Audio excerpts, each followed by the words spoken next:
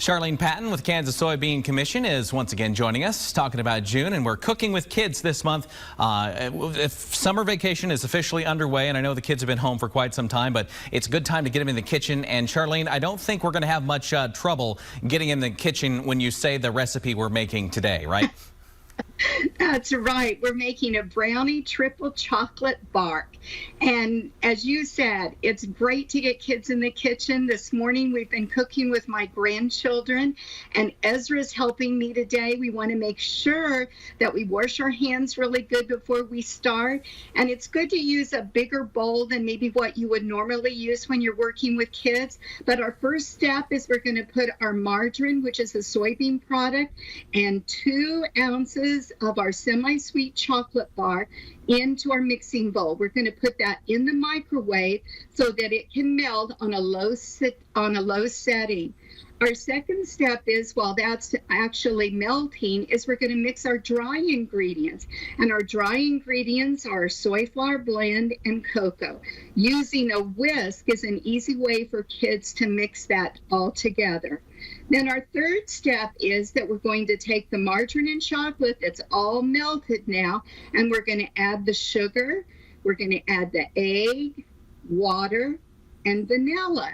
And we're going to mix that to combine that to make a nice smooth mixture. It's easier, we're using a spoon, but it's easier, we found, to use that whisk and actually blend it. So try different things with your children, different utensils, and see which one works best for them.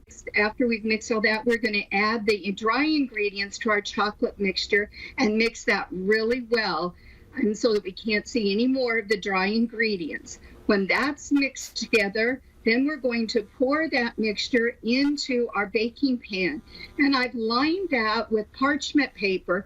This is a jelly roll pan or 11 by 17 cookie sheet, but line that with your parchment paper and then pour the batter into the pan. Want to get all that mixture in there and then spread it out to the edges. And then Ezra is going to sprinkle on some chocolate chips on the top of that. We're going to put that in a 350-degree oven and bake that, if you want a brittle that you can break, for about 55 minutes, Chris. Feel the top of it and make sure that it's nice and firm and it's starting to brown on the edges. Ezra and I did it a couple of different ways. We also baked it not quite as long, so it's more like a soft cookie too that you could pull apart. And you can see now how after it's cooled really well, then you can lift it up off the parchment paper and break it into pieces. And then Ezra's helping me. He decided we'd make a little bit smaller pieces there and make those for his sister Charlotte. It's a great recipe. It is yummy and delicious, Chris. Lucky Ezra, who's there to enjoy that with you, Charlene.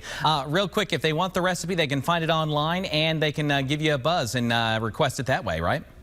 Have them go to kansassoybeans.org for the recipes under the children's section, and they're the featured recipes this month for June.